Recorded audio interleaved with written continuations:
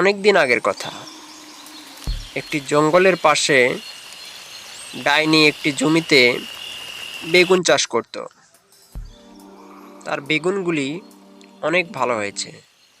এদিকে জঙ্গলের অপর পাশে একটি জমিতে শাকচুন্নি মরিচ চাষ করেছে। শাকচুন্নির মরিচ গাছগুলোও খুব সুন্দর হয়েছে।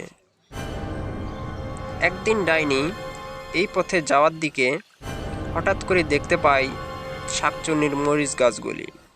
সে মাটিতে নেমে আসে এবং শাকচুন্নিকে জিজ্ঞেস করে, শাকচুন্নি, আমায় কিছু মরিচ গাছ দিয়ে দে। এরপর শাকচুন্নিটি বলল, আমি তোকে কোনো মরিচ গাছ দেব না ডাইনি। তুই এক্ষুনি এখান থেকে চলে যা, নইলে তোকে আমি আগুনে পুড়িয়ে মারবো।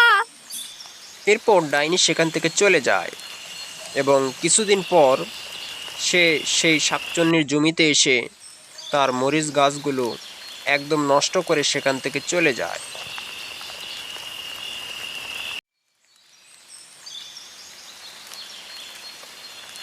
এরপর শাকচুন্নি জমিতে আসলো, এসে দেখে সব মরিচ গাছ নষ্ট করে ফেলেছে।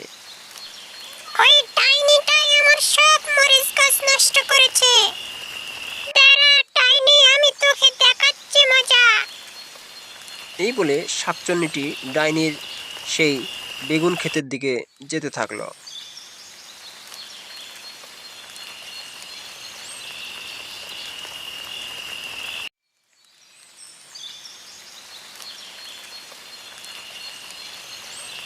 এরপর শাকচুন্নি সেই ডাইনির বেগুন গাছগুলি একদম নষ্ট করে ফেলল এবং সব নষ্ট করে সেখান থেকে সে চলে এলো।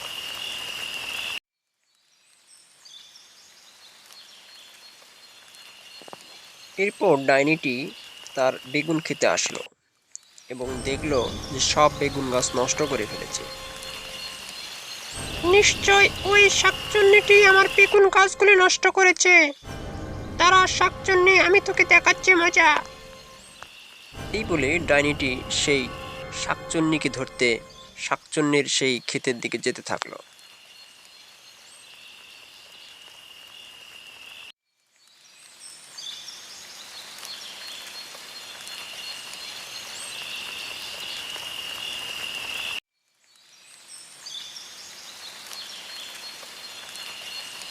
শাকচুন্নি, তোর এত বড় সাহস, তুই আমার বেগুন গাছগুলি নষ্ট করে এসেছিস। তোকে আমি আগুনে পুড়িয়ে মারবো।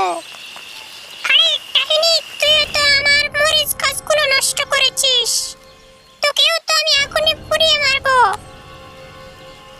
এরপর ডাইনি ও শাকচুন্নির যুদ্ধ শুরু হয়ে গেল।